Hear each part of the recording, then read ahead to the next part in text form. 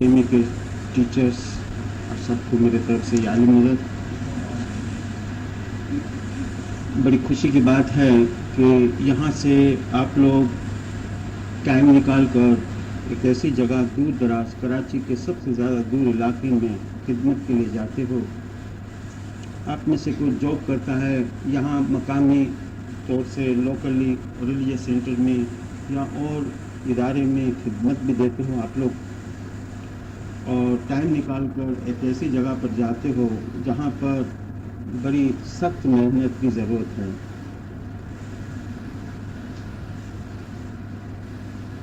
ये 1960 के अंदर आप लोगों को सबको पता है, आप लोग आते हो जाते हो।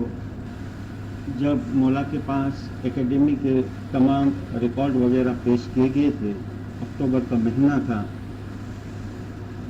तो मौला के पास अर्ज़ रखी गई थी कि यहाँ पर पानी खारा आता है, और फिर मौला ने मिस्री मंगाई और कुछ पर कर दिया था कि कुएं के अंदर जाकर ड्रॉप कर देना और उसके बाद इंशाअल्लाह पानी मीठा आएगा। और ऐसा ही किया गया कि 3 दिन के अंदर उसका पानी मीठा हो। ये ज़ाहिरी बात, जब मौला को इसकी रिपोर्ट दी गई, अब आती है बातिनी बात। तो मौला ने ये फरमाया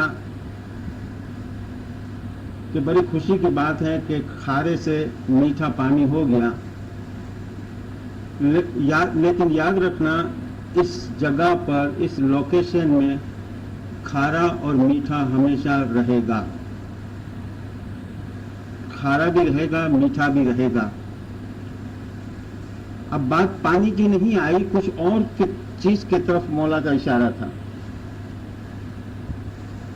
और 64 के अंदर देखिए, यहां का चेयरमैन था, ये वो शख्स इस्माइलिया यूथ सर्विस का चेयरमैन था जो उसके पहले गार्डन रीजनल काउंसिल का भी प्रेसिडेंट रह चुका। उससे पहले गार्डन के अंदर लाइफ डेलीगेशन का मुखी रह चुका है, और उससे पहले इसकी बहुत ज़्यादा खिदमत थी। और ये शख्स बॉम्बे से आया था और परबातिया पंजेबाई का मेंबर था, यानी 3 बजे लोगों को उठाने का खास काम करने वाली जो कमेटी थी उसका खास मेंबर था। ये वो शख्स था जिसके वालिद ने डायमंड जुबली में सबसे ज्यादा चंदा दिया था, 3 लाख रुपए। और मौला के पास जब अर्ज रखी गई कि स्टेज के ऊपर किसकी क्या ड्यूटी, तो ये सब सवाल पैदा हुआ कि हीरे का जो डब्बा है कास्केट, ये किसके हाथ में रखा जाए। मौला ने फरमाया उसको ये चांस है जिसने सबसे ज्यादा डोनेशन दिया है। इतनी बड़ी खिदमत। और वो शख्स जिसका मैं नाम बताऊं वो है अकबर मेहर अली, जो 75 में सब चीज छोड़कर यहाँ इंपीरियल प्रिंटिंग प्रेस का मालिक था और कनाडा गया। हमारे दीन के आहिस्ता आहिस्ता खिलाफ हो गया। 89 में तो हद कर दी कि BC council, British Columbia council Canada ने इसको नात बार कर दिया। और आज तक इंटरनेट पर आप देखते हो ये हमारे दीन के खिलाफ प्रोपोगंडा कर रहा है। तकरीबन इसकी उम्र 68 के करीब है। और इस शख्स के बारे में मैंने जो इतनी बातें बताई, इसकी कराची के अंदर ये भी मोहम्मदी एकेडमी का इस्माइलिया यूथ सर्विस का चेयरमैन रह चुका है। खारे और मीठे आते जाएंगे।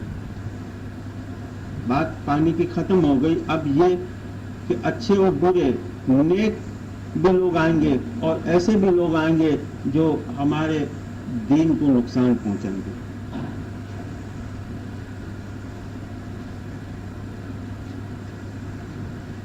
ऐसे लोग जो इस्माइलिया यूथ सर्विस की खिदमत दे और उसके बाद کئی ریلیجس سینٹر کے ٹیچرز وغیرہ وہاں جاتے تھے، ویریس قسم کے ان کے پرابلمس وغیرہ ہوتے تھے، لیکن آپ ٹیچنگ کا جو میتھڈ ہے وہ تو ہم نے سیکھ لیا کہ یہ سائنٹیفک میتھڈ ہے. اب ہمارے جہاں وہاں کے جو اسٹوڈنٹ ہیں ان کا کانٹیکٹ غیر کے ساتھ زیادہ رہتا ہے. اب غیر کے ساتھ زیادہ رہتا ہے تو یہاں پلیٹینم جمع کرنے میں ایک اسماعیلی آپ کو جو سوال کرے گا وہاں کے اسٹوڈنٹ آپ کو کوئی اور قسم کے سوالات کرے گا. اور ڈفرینس اگر آپ دیکھو کہ یہاں کے اسٹوڈنٹ کا باہر سے کنٹیکٹ کم ہے، وہاں زیادہ ہے. اور یہ حالت جب ہوئی اگر ہو تو اس کو ہمت کے ساتھ اس کا مقابلہ کرنا چاہیے اور اس کو چھوڑ نہیں دینا چاہیے. آپ ٹیچنگ کرتے ہو، ہمارا کام صرف یہ ہے کہ کسی کے اندر ایمان کی روشنی پھیل جائے، اگر اس کے اندر ایک چنگاری پیدا ہو جائے، یہی بس سب سے بڑی بات ہے. باقی اس کے لیے ہم دعا کر سکتے ہیں. لیکن چند چیزیں ایسی ہیں کہ اب ایک زمانہ تھا کہ باہر کے لوگ ہمیں سوالات کرتے تھے، باتیں پوچھتے تھے. اب ہمارے ہی لوگ ہم سے یہ سوالات کرتے ہیں. ایک وقت تھا کہ ہم خوشی سے، آزادی سے اپنے مذہب کے عقائد کو انجوائے کرتے تھے. آج کافی چیزیں ایسی ہیں، ایسے فیکٹر ہیں کہ ہمیں تکیہ کرنا پڑتا ہے، ہمیں ہمارے لوگوں کے آگے بھی تکیہ کرنا پڑتا ہے. ایسی صورت کے اندر سب سے پہلے یہ ہے کہ ٹیچر کو مضبوط ہونا چاہیے، ٹیچرز کی فیڈنگ ہونی چاہیے، اور پھر جا کر اسٹوڈنٹ کو وہ صحیح طریقے سے سمجھا سکتا ہے. اور اگر سمجھانے میں کامیاب ہو جاتا ہے کہ یہ سمجھ لو کہ ان کی سب سے بڑی کامیابی ہے اور صحیح معنی میں یہ ایک ثواب کا کام ہے. مجھے آپ لوگوں نے جو سوالات کی ایک فہرست بھیجی، لیکن میں نے دیکھا کہ یہ جو سوالات ہیں بالکل سمپل اور آسان ہیں، اتنے بھاری نہیں. لیکن یہ سوالات کو سمجھنے کے لیے پہلے کچھ ایسی چیزیں ہیں جو ہمیں سمجھنی ہے.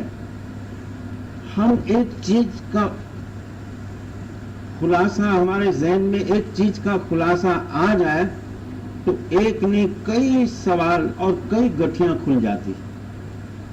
اور اس چیز کو سامنے رکھتے ہوئے میں آپ کے کچھ ٹائم لے کر ایک دو باتیں بتاؤں اور پھر ہم اس کے اوپر ڈسکس کرنا شروع کرتے ہیں. لفظ نور جو میں آپ کو بتا رہا ہوں، آپ میرے بتانے کی اسٹائل، طریقہ کیا ہے وہ آپ سمجھنے کی کوشش کرو. لفظ نور قرآن کے اندر 49 جگہ پر استعمال ہوا ہے. نور کی لفظی معنی ہے طاقت، پاور، اتھارٹی یا روشنی. اگر کہوے تو اس خیال سے کہ جہاں اندھیرا نہ ہو، جہاں جہالت نہ ہو، اس خیال سے بھی اس کی معنی روشنی کر سکتے ہیں. اگر ڈائریکٹ روشنی ورڈ کرو تو ہمارے سامنے یہ ٹیوب لائٹ کی روشنی آتی ہے. روشنی بھی کرو تو اس خیال سے کہ جہاں اندھیرا نہ ہو، جہالت نہ ہو، اس کو نور کہتے ہیں. نور کی دو علامتیں ہیں، اور یہ جو دو علامتیں یا دو اس کی شکلیں یا دو اس کے رنگ، دو خوبیاں کہو، دو اس کے فارم کہو یا دو اس کے چہرے کہو، کوئی بھی چیز کہو، دو رنگ میں نظر آتے ہیں. ایک رنگ کو جمالی کہتے ہیں اور ایک کو جلالی کہتے ہیں. اگر یہ چیز آپ کے سمجھ میں آ جائے تو ایک نہیں 50 کوشچن خود بخود حل ہو جائے گا. اور آپ اگر سمجھو گے تو اپنے دل کو پوچھو کہ واقعی یہ چیز سمجھنے کی تھی کہ نہیں تھی. نور جمالی حالت میں بھی ہوتا ہے، جلالی حالت میں بھی ہوتا ہے. جمال یعنی ٹھنڈا نرم، جلال یعنی گرم سخت بھاری. اس جمالی اور جلالی حالت کو سمجھانے کے لیے ہمارے گنان اور قرآن اور حدیث کے اندر الگ الگ اس کی تشبیہات دی ہے. جمالی کو رات سے تشبیہ دی ہے اور جلالی کو دن سے تشبیہ دی ہے. رات ٹھنڈی ہے، دن گرم ہے. چاند اور سورج سے تشبیہ دی ہے. جمال ہے چاند کیونکہ وہ ٹھنڈا ہے، سورج گرم ہے، جلال ہے. زمین اور آسمان سے تشبیہ دی ہے. زمین ٹھنڈی ہے، اس کے مقابلے میں آسمان گرم ہے. ماں اور باپ سے تشبیہ دی ہے. ماں کا مزاج گرم نہیں ٹھنڈا ہے، باپ کا مزاج ٹیمپرامنٹ گرم ہے. مزید سمجھانے کے لیے شاہ اور پیر سے تشبیہ دی ہے. پیر کی نوعیت جو ہے ٹھنڈی ہے اور شاہ گرم ہے، بھاری ہے، سخت ہے. کبھی نور اپنے جمال میں ہوتا ہے، کبھی نور اپنے جلال میں ہوتا ہے. گویا کبھی ٹھنڈا ہوتا ہے، کبھی گرم ہوتا ہے. اگر اپنے جمال میں ہے نور تو وہ دنیاوی طور سے رہتا ہے. اگر جمال میں اگر ہے نور تو دنیاوی طور سے رہتا ہے، شادی کرتا ہے امام، بچے ان کے یہاں پیدا ہوتے ہیں، طلاق ہوتی ہے، جھگڑے ہوتے ہیں خاندان کے، نماز پڑھتا ہے، خدا کے آگے بندہ بن کر سمجھاتا ہے. مطلب کہ دنیاوی حالت کے اندر ایز اے آرڈینری انسان کی طرح وہ رہتا ہے کیونکہ وہ اپنے جمال میں ہے. اور اس کے برعکس اگر کوئی امام یا نور اپنے جلال میں آ جائے تو وہ اپنی ڈیوائنٹی میں آ جاتا ہے، بھاری پن میں آ جاتا ہے اور پھر جمال سے ڈسٹنگوش کرتا ہے، الگ ہو جاتا ہے اور وہ پھر ڈیوائن پاور اس کے پاس ہوتا ہے اس وقت. اور اس وقت ہم صلواتیں پڑھتے ہیں کہ کیا مولا اپنی شان اور شوکت دکھا رہے ہیں، یعنی اپنے جلال میں آئے ہیں. 1885 کے اندر مولانا امام سلطان موسیٰ نے ایک فرمان کیا تھا. وہ فرمان سب کو پتہ ہے کہ حضرت علی کے بارے میں فرمایا کہ حضرت علی گھر کے اندر جو کی روٹی کھاتے تھے، باہر نکلتے تھے تو پہاڑوں کو چیر ڈالتے تھے، ہے نا؟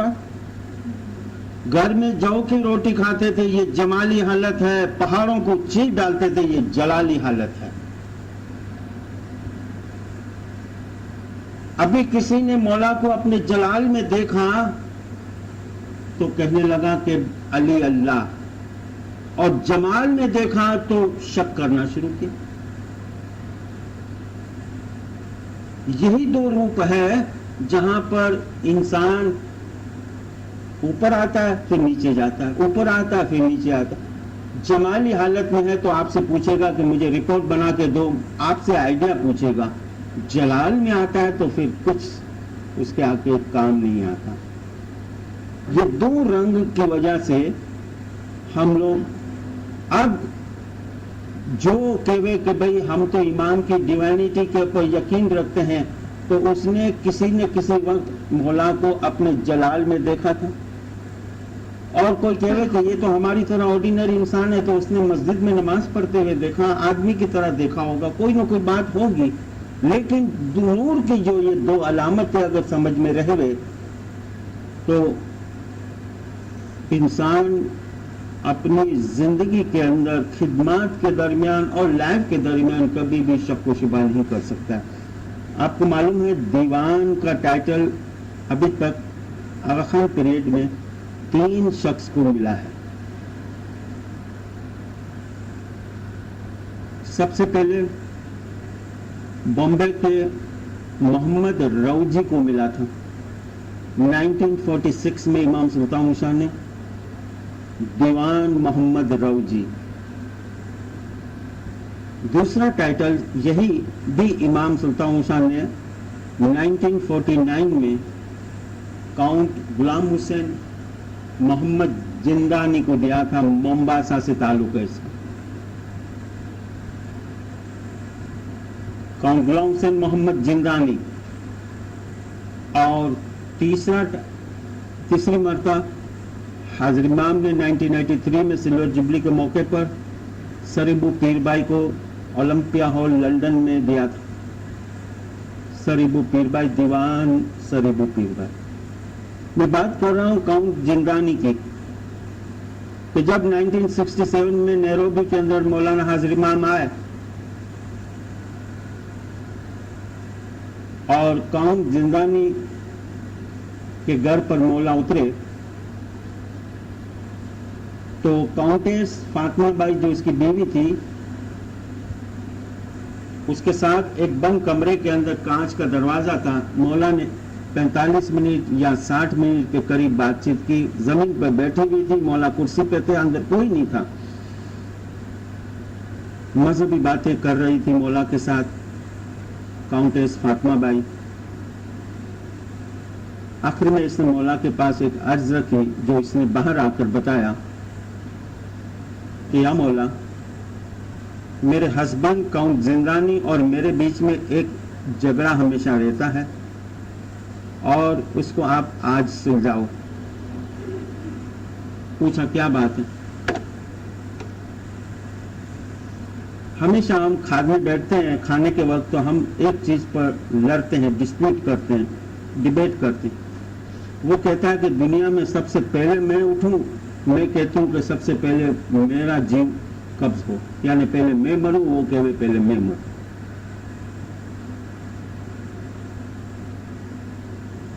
اب آپ فیصلہ کرو. آج آپ ہمارے گھر پہ آئے ہو تو اس وقت مولا کہہ سکتے تھے نا کہ بھائی زندگی اور موت تو اس کے ہاتھ میں, میرے ہاتھ میں نہیں, کیونکہ اس وقت اپنے جلال میں تھے. اس لیے مولا نے فرمایا okay I give you 5 minutes, you just go outside the room and discuss with your husband and let me know your final decision. 5 minute دیتا ہوں, جاؤ باہر ڈسکس کرو اور اپنا فائنل ڈیسیشن مجھے دو. باہر آئی اور کاؤنٹ کے ساتھ 5 منٹ ڈسکس کرنے لگی. آخر میں دونوں نے یہ فیصلہ کیا کہ پہلے کاؤنٹ مرے گا پھر کاؤنٹیس مرے گی فاطمہ بھائی. اندر آ کر مولا نے پوچھا, مولا نے کیا فیصلہ کیا؟ کہ خدا میں ہار گئی, پہلے میرا ہسبینڈ اور پھر میں. مولا نے ہاتھ اٹھایا, اوکے گرانٹیڈ. اپنے جمال میں تھے, ایک مثال دے رہا ہوں میں, گرانٹیڈ. تو 5 منٹ ہوئی, مولا اپنے جلال میں آ گئے اور جمال میں آ گئے, ٹھنڈی حالت میں آ گئے. مولا نے گھڑی کی طرف دیکھا, پوچھا کاؤنٹ 1 بج گیا ہے, کتنا بجا ہے؟ پہلے پوچھا, دیکھا 1 بج گیا, گھڑی میں کتنا بجا؟ بولا ہاں 1 بج گیا. آج کون سا دن ہے؟ فرائیڈے ہے.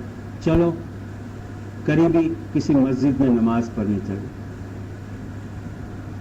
یہ ہے جمالی حالت, اور تھوڑی دیر پہلے تھی جلالی حالت. اب بتاؤ آپ کو کس طریقے سے رہنا ہے, ہمیں پک کرنا ہے چیزوں کو.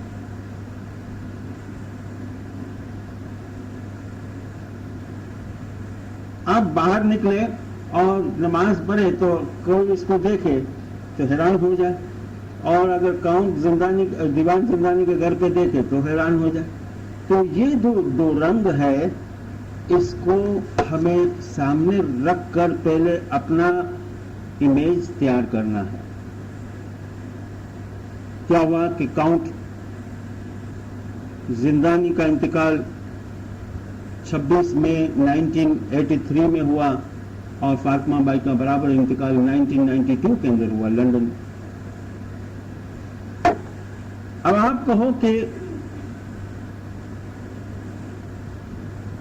ये हालत जो है इसको परखा जाता है, अगर उसमें बुजुर्गी है, पावर है, ताकत है, बड़ा है, तो भगत कबीर का कौल है कि बड़ा बड़ाई न करे, बड़ा न बोले बोल, हीरा मुख से ना कहवे लाख हमारा मोल। जो बड़ा है कभी बड़ी बड़ी बातें नहीं करता, बड़ाई न करे और बड़ा न बोले बोल और बड़ी बड़ी बातें भी नहीं करता। इस तरह जैसे हीरा मुख से ना कहवे लाख हमारा मोल। हीरा कभी कहता है कि मेरी कीमत लाख है, नहीं, उसको तो परखा जाता है। कहवा सरीखो નથી મારો સામી, એ તો જોવા સરીખો છે અલગ અનામી રે। कहने के लायक नहीं है। हम बातें ज्यादा करते हैं इस डेलिकेट मैटर के ऊपर और आम तौर से कहते हैं कि अली अल्लाह, मौला अल्लाह, जो भी है। कहवा सरीखो નથી મારો સામી, એ तो જોવા सरीखो છે। इसके ऊपर ज्यादा बहस करने से ज्यादा हम पर जो फर्ज है उसके तरफ ध्यान देना बहुत जरूरी है। सिर्फ समझना है, बाप और बेटा सुबह को जॉगिंग करने के लिए निकले,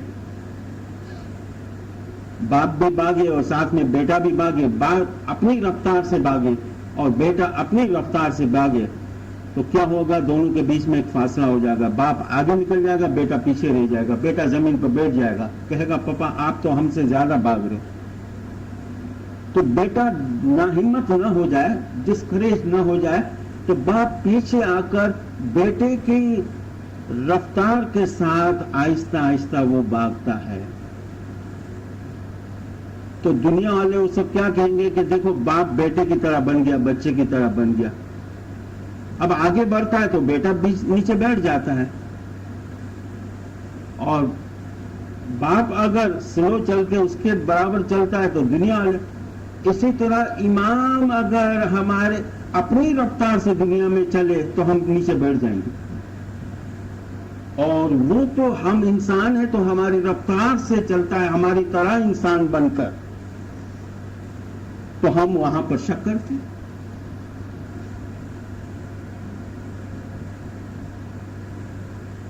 एक बच्चा हो, उसको कहो कि ये खाने काबा की तस्वीर है, 4-5 साल का बच्चा हो, उसको कहो कि ये खाने काबा की तस्वीर है, फिर कहो कि ये अल्लाह का घर है। अपने ज़हन में ये चीज बिठा देगा कि अल्लाह का घर। 4-5 साल के बच्चे की थिंकिंग, उसकी नफ्सियात, साइकोलॉजी जानते हो, उसके ज़हन में होगा कि ये अल्लाह का घर है। और सचमुच अगर वो मक्का चला जाए और अल्लाह का घर देखे तो हैरान हो जाता, कहता है ये अल्लाह का घर है। अंदर क्योंकि तस्वीर में तो अंदर दाखिल होकर देख नहीं सकता है, बाहर से देखता है इसकी तस्वीर खाने काबा की। जब सचमुच खाने काबा में जाता है, अंदर से देखता है, तो अपने मन में ये सवाल करता है, अगर ये अल्लाह का घर है तो अल्लाह का सोने का पलंग कहाँ है, कबाट कहाँ है, टेबल कहाँ है, कुर्सी कहाँ है, प्लेट कहाँ है, ग्लास कहाँ है, चम्मच कहाँ है, फलानी कहाँ है, क्योंकि जो चीज इसके घर में है वो चीज वहां सोचता है। तो जो अगर सुनेगा तो कहेगा कि ये तो नादान है, नासमझ है, इसलिए ऐसी बातें करता है। और हमारे फरमान के अंदर है कि नादान दीन का दुश्मन है। हमारे दीन के अंदर भी ऐसे लोग नादान है कि ये अल्लाह का नूर है, और करीब से जब देखता है, अगर ये अल्लाह का नूर है तो फिर हमारी तरह सोता क्यों है, उठता क्यों, बैठता क्यों, खाता क्यों है, मुसाफिरी क्यों करता, ये सवालात पैदा होते हैं नादान की तरह। जरा को इमाम फरमान कर देवे, फौरन दिमाग के में एक चीज बैठ जाती है, ہم تو چاہتے ہیں کہ ہم امام کو بس اس فارم میں دیکھیں جس فارم میں ہمارے ماں باپ. آج زمانہ تکیہ کرنے کا ہے. مولا خود تکیے کے روپ میں سمجھاتے. ہمارے باپ داداؤں کی پچھلے 600 سال کی اگر پرانی گنان کی مینوسکرپٹ جتنی بھی ہمارے پاس ایکسیبل ہے، اویلیبل ہے، اس کے مطابق دیکھتے ہیں. ایک گنان تھا، حق تو پاک تو بادشاہ مہربان بھی یا علی تو. اس گنان کے اوپر ناسمجھ ہو یا جاہل قسم کے اسماعیلی ہو، گاؤں میں رہتے ہو، ٹاؤن میں رہتے ہو، شہر میں رہتے ہو، ہندوستان کے کسی علاقے میں رہتے ہو، اس گنان کے اوپر اپنا ایمان بناتے تھے. اس کا ایمان، اس کا دین، اس کا فیض اس گنان کے اوپر ٹکا ہوا تھا. اور آج تک بھی یہ گنان ہر کتابوں میں موجود ہے، ہٹایا نہیں اس کو. تو مولا اشارے میں کیا کہتے ہیں؟ تمہارے باپ داداؤں کا مذہب ہی تمہیں حقیقی سکون دے گا. سمجھ رہے؟ اور ہمیں سوچنا ہے کہ ہمارے باپ داداؤں کا مذہب اس وقت ایسے ادارے تو نہیں تھے، کس چیز کے اوپر اس کا ٹکا ہوا تھا؟ یہ واحد ایک گنان کے اوپر. اگر فرمان کے اندر کہہ دے مولا، میں تو ہمیشہ کہتا ہوں اور سمجھانے کے غرض سے کہتا ہوں، جیسے کہ ملتان کے اندر ایک کلاس کے اندر کسی نے کھڑے ہو کے کہا کہ سر وہ امام اپنے فرمان میں، ہم امام کو سب کچھ مانتے ہیں، یہ مانتے ہیں، لیکن فرمان کے اندر یہ کیوں کہتے ہیں انشاءاللہ؟ اللہ نے چاہا. میں نے کہا بس یہ مولا کی عادت ہے نا کہ وہ ایسے ایسے وقت گناہ کر لیتا، اور تو کچھ ہے نہیں، اور گناہ بھی تمہارے آگے کر لیا. تو نہیں آپ سمجھاؤ کہ انشاءاللہ کیوں کہا.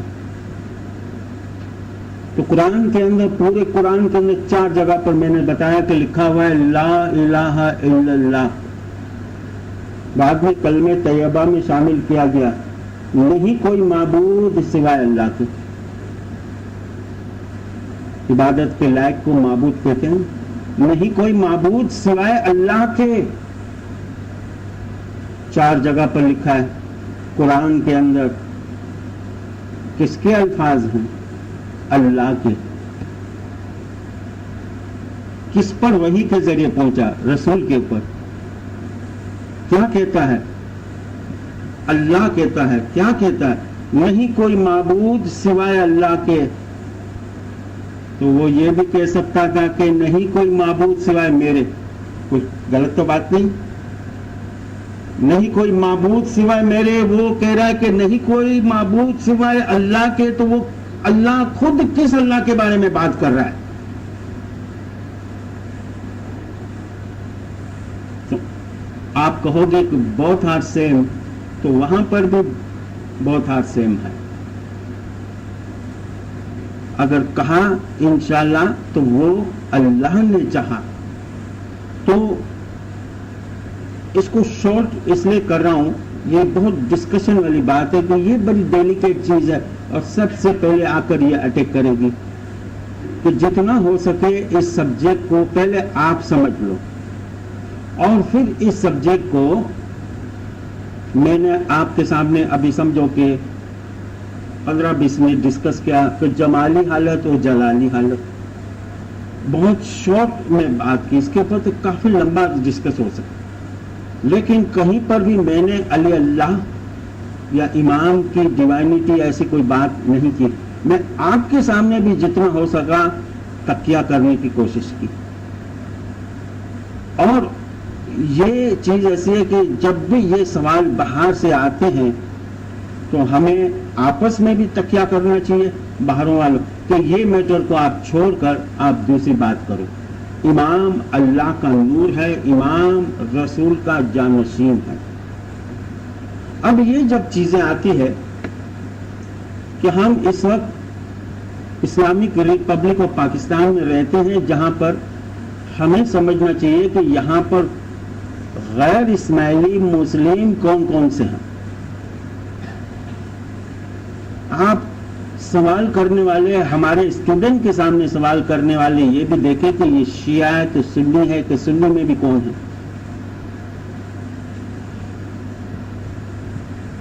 یہاں پر سب سے زیادہ اکثریت جو ہے سنیوں کی ہے اور یہ لوگ حنفی فقہ مانتے ہیں، یعنی امام ابو حنیفہ کی فقہ کو ماننے والے ہیں.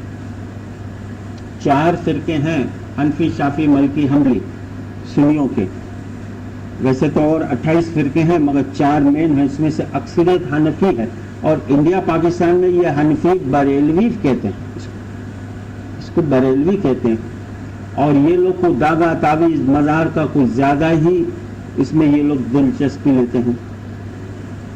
لیکن ایک اور طبقہ ہے جو اس کے برعکس، بلکہ وہ بھی سنی ہے، مثلا اہل حدیث جس کو ہم وہابی بھی کہتے ہیں. یہ سعودی عربیہ اور کویت کے اندر اس کا انفلوئنس ہوتا ہے. وہ لوگ داغا تعویذ اور کسی چیز کو نہیں مانتے. وہ تو رسول کو ایک عام انسان کی طرح سمجھتے ہیں. وہ تو یا اللہ کہو، یا محمد کہنا بھی کفر ہے، یا لفظ اللہ کے ساتھ رکھو، محمد کے ساتھ نہیں رکھ سکتے. اتنے وہ لوگ سخت ہیں. اور اس سے بھی زیادہ سخت نکلے اہل حدیث یا وہابی میں سے زیادہ سخت رجیڈ اگر نکلے تو وہ ہے دیوبندی، افغانستان کے اندر جو تھے، کہ ڈائریکٹ ودن 24 آور میں 1400 سال پیچھے چلے جاؤ.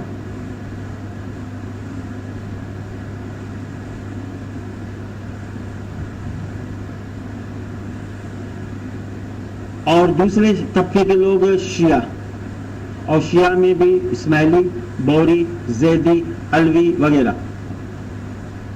اب یہ جتنے سوالات کرنے والے ہیں، ہر ایک کے سوالات کی نوعیت الگ الگ ہے. جتنے بھی فرقے ہیں دنیا میں اسلام کے، ان میں سے ایک چیز کامن ملے گی کہ جو بھی شخص کو وہ مانتے ہیں رسول یا رسول کے بعد کسی کو ان لوگوں نے اپنے آنکھوں سے نہیں دیکھا. یا کوئی مزار کو مان رہا ہے یا کوئی ایسے مرشد کو مانتا ہے جس کو بیچ میں اور اس کے بیچ میں 500 600 800 سال کا فرق ہے.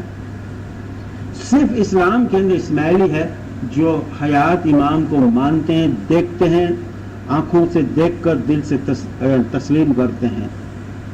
اب وہ مردوں کو مانتے ہیں، ہم غیر مردوں کو مانتے ہیں، لیونگ چیز کو مانتے ہیں ہم. اور یہ ایک چیز ان کے اندر ہمیشہ چپتی رہتی ہے کہ یہ بھی اس چیز کو مانے. نمبر 2 کہ اسلام کے اندر جو اصول دین اور فروع دین ہے، درخت ہے. آپ درخت کو دیکھیے، ایک حصہ نظر آتا ہے، ایک حصہ زمین کے اندر ہے جو نظر نہیں آتا. اس سے اصول اور فروع لفظ بنے ہیں. اصول دین اور فروع دین. اصول فنڈامنٹل کو کہتے ہیں، جڑ کو کہتے ہیں، روٹ کو کہتے ہیں، جو نظر نہیں آتا. اس میں ہم توحید، رسالت، عدالت، قیامت وغیرہ. لیکن وہ جڑ سے نکلی ہوئی جو چیز ہے، تنا اور اس کے برانچز، فروع کہتے ہیں برانچز کو، جو فر سے نکلا ہے، جو آنکھوں سے دیکھ سکتے ہیں. اور دین کے فروع کیا ہے؟ نماز، روزہ، حج، زکات وغیرہ. اصول دین اور فروع دین. اصول جو ہے وہ دل میں پالنے کا ہے، اور فروع جو ہے ظاہر میں بھی پال سکتے ہیں. وہ ظاہر میں نظر آتا ہے، یہ ظاہر میں نظر نہیں آتا. فنڈامنٹل چیز دین کے جو اصول ہے اس میں کوئی چینجز نہیں آ سکتی. اللہ ایک ہے. یہ اگر تعلیم ہے تو قیامت تک یہ تعلیم رہے گی. اصول میں کوئی فرق نہیں. فنڈامنٹل امام نے فرمایا 500 سال آگے جاؤ، 500 سال پیچھے جاؤ، دین کے اصول میں کوئی فرق نہیں. فروع کے اندر فرق ہے، موسم کے لحاظ سے، حالات کے لحاظ سے، ٹائم کے لحاظ سے. اب جب ہم 1400 سال پہلے جاوے اور رسول اللہ نے 13 سال مکہ کے اندر نبوت کی اور 10 साल मदीना में नबूवत की, 23 साल की नबूवत, 40 साल के वक्त में इसको नबूवत मिली, 63 साल की उम्र में इसकी वफात हो गई। और नमाज राइज हुई हिजरी सन 2 के अंदर, यानी नबूवत के 15 साल के बाद। तो उसके पहले करते थे क्या मुसलमान? सब दोज़ख में गए।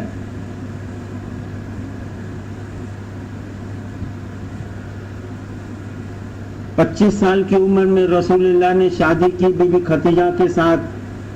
30 साल की उम्र में व्यापार कारोबार से रिटायरमेंट ले लिया। 35 साल की उम्र में रसूलुल्लाह मक्का से दूर गारे हीरा में चले गए, इबादत करते थे, गौर और फिक्र करते थे, जिसको सेल्फ रियलाइजेशन कहते हैं। और 35 साल से लेकर 40 साल तक, 5 साल तक गारे हीरा में जो इसने चीज पाई, जो दर्जा पाया, जो बुलंदी पाई, नबूवत इनायत हुई, आपने कभी गौर किया कि ये 35 साल से 40 साल के दरमियान रसूल ने गारे हिरा में क्या किया? ना उस वक्त इस्लाम अभी तक नाजिल हुआ है, न नमाज है, न रोजे हैं, न ज़कात है, न हज है, न जिहाद है, न कुछ नहीं है। ऐसा कौन सा अमल किया कि इसको इतना बड़ा बुलंद दर्जा मिला? वो सुन्नत रसूल को आज कोई मुसलमान का फिरका पूछता नहीं। लेकिन नीचे उतरे और बाद में इस्लाम की जो दावत की और उस तक पहुंचने के लिए जो फर्स्ट सेकंड थर्ड स्टेज की जो तालीम दी, उस पर लोग पड़े रहे। न रसूल ने गारे हिरा में नमाज पढ़ी थी, न रोजे रखे थे, न हज, न ज़कात, कुछ चीज थी नहीं, न इस्लाम था, कुछ नहीं था। तो कौन सा ऐसा अमल था जो इतना बड़ा बुलंद दर्जा इसको मिला? वो सुन्नत रसूल को तो कोई पूछता ही नहीं। और 15 साल की उम्र में नमाज राइज हुए, 15 साल यानी इस्लाम नाफिज होने के बाद, उस 15 साल के अंदर मुसलमान क्या करते थे? जो कुछ करते थे बाद में लोगों ने उसका नाम दिया कि ये नमाज पढ़ते थे।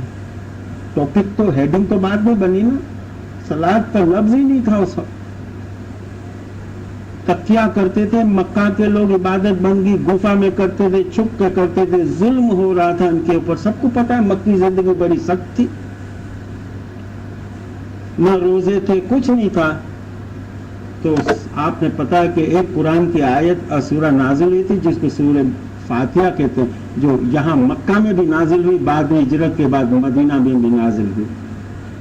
सूरे फातिहा पढ़ के सजदा करके तस्बीह निकालते थे ये लोग। न रुकू था, न उस वक्त कयाम था, न सजदा था, कुछ नहीं था, शुक्र करता, कलमा पढ़ो और मुसलमान बनो। और सूरे फातिहा, और फिर रसूलुल्लाह ने ये फरमाया जरूर कि बाद में कि नमाज नहीं जिस नमाज के अंदर सूरे फातिहा नहीं हो, बगैर सूरे फातिहा की कोई नमाज कबूल नहीं। अब रसूलुल्लाह ने जब मदीना में आए, जंग का सिलसिला शुरू हुआ। अब जंग का जब सिलसिला शुरू हुआ, उस दरमियान आहिस्ता आहिस्ता अलग अलग रसूल के ऊपर जो अहकाम जारी होते थे वही के जरिए उसके ऊपर आहिस्ता आहिस्ता अमल होता था। और वो ये कि नमाज अभी तक राइज हुई नहीं है, रोजे और नमाज हिजरी सन 2 में, लेकिन इसके पहले मस्जिद बन गई। मस्जिद कुबा के अंदर भी तो कुछ पढ़ते होंगे ना लोग, जहां रसूल ने हिजरत से पहले 14 दिन तक कयाम किया सूरे फातिहा। इसी से पूछो कि कौन सी चीज पढ़ते थे?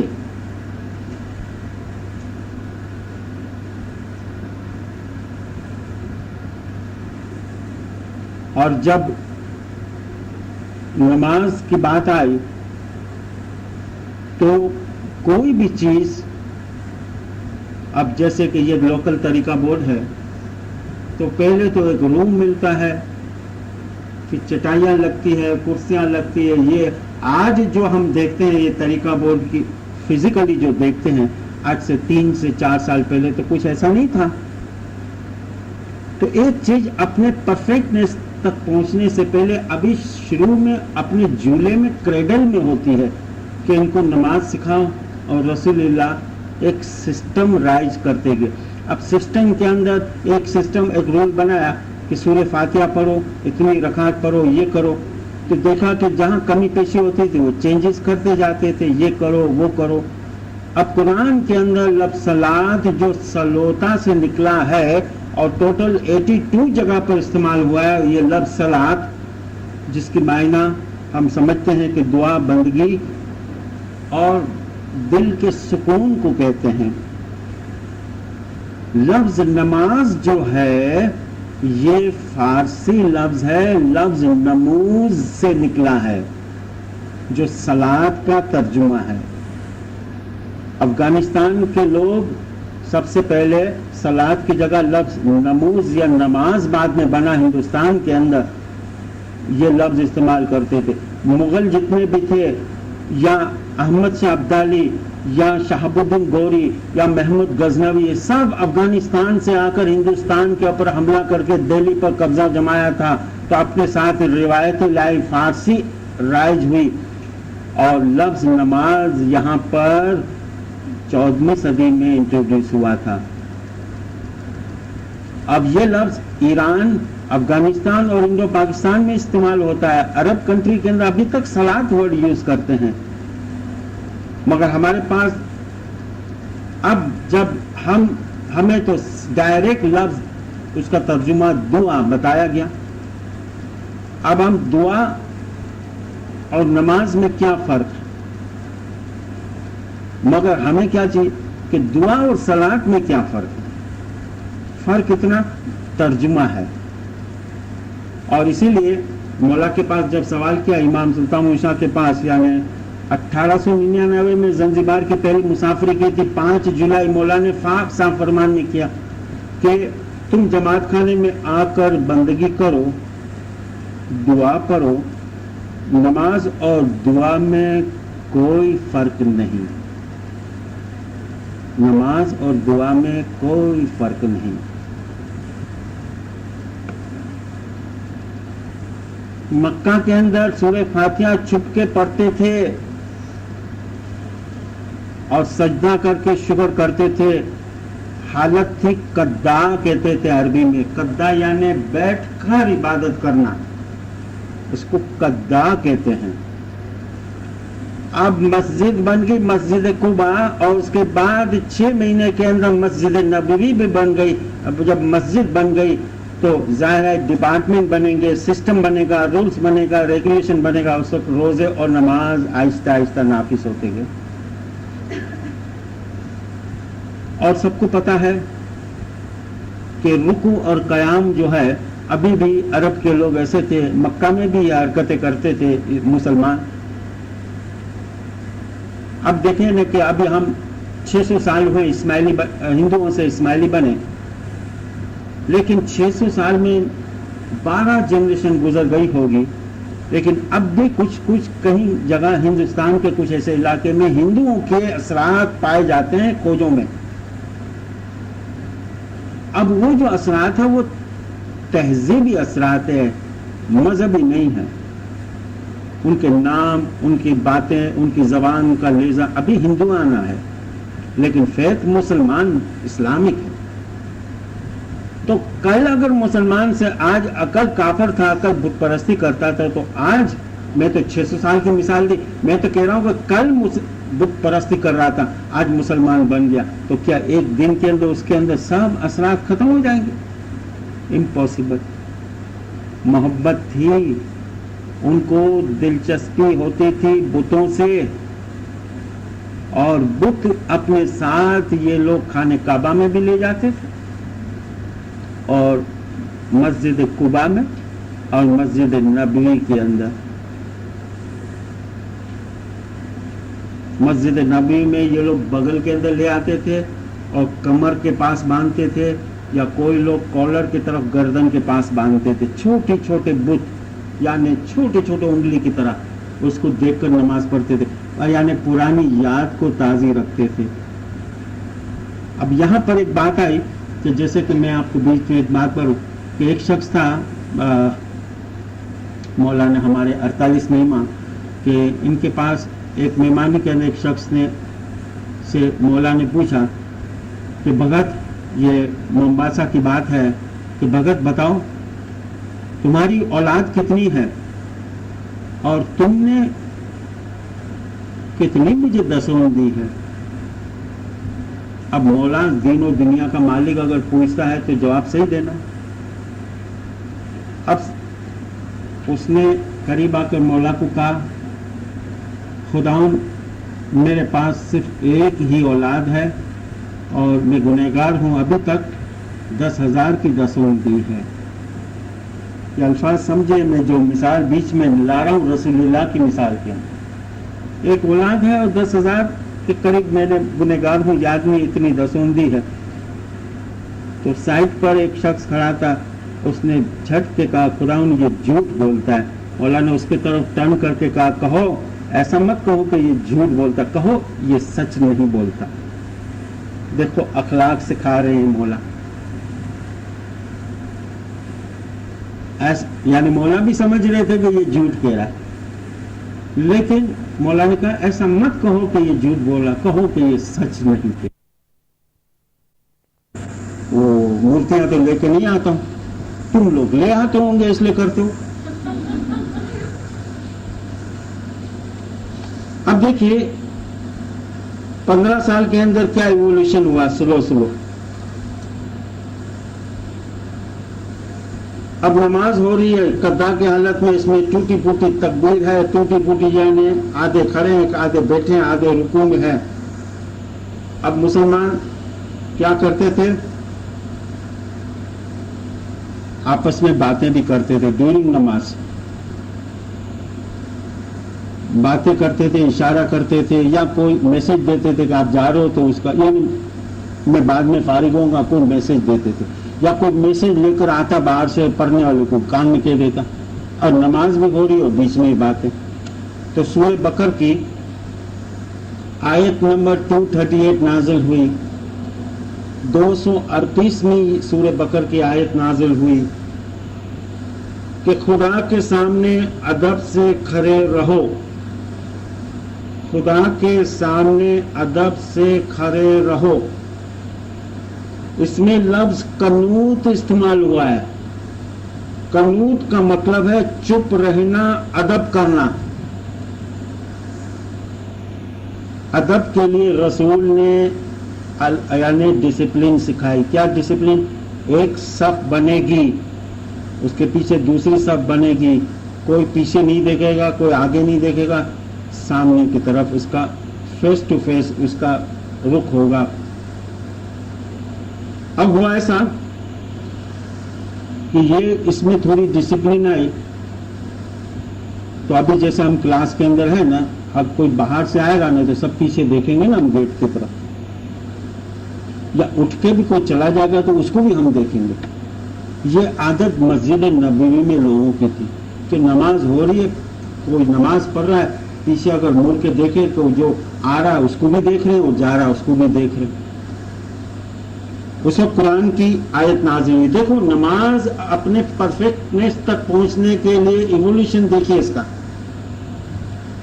और सूरह मोमिनून की 12वीं आयत नाज़िल हुई,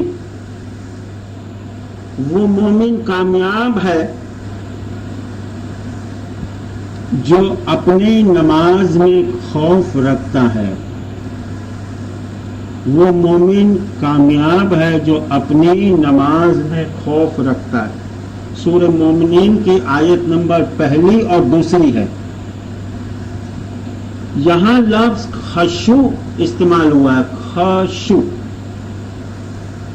खशू का मतलब है झुकना, आंखें नीची करना या डरना। यहां रसूल ने सिखाया कि नमाज में आंखें बंद करो, आने जाने वाले को कोई देखेगा नहीं और